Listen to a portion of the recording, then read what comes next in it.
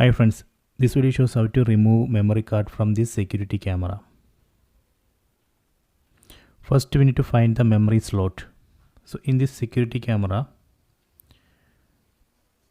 this is a camera, so this camera we can move up and down. So let me move it up, and here we can see the memory card slot. This is a memory card, so we can remove it. Before removing that, we need to unmount.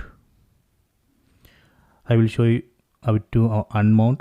Open my home app, then tap on this phone, tap on this camera icon,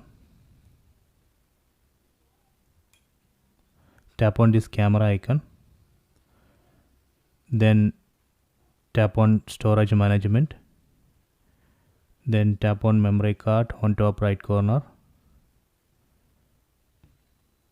then tap on memory card is working normally. Then here we can see unmount SD card option, or you can go this way. You can tap on these three dots on top right corner, then tap on manage storage, then tap on SD card status, then tap on unmount SD card,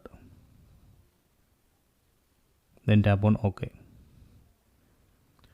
Okay, done. So now we can remove the SD card. Just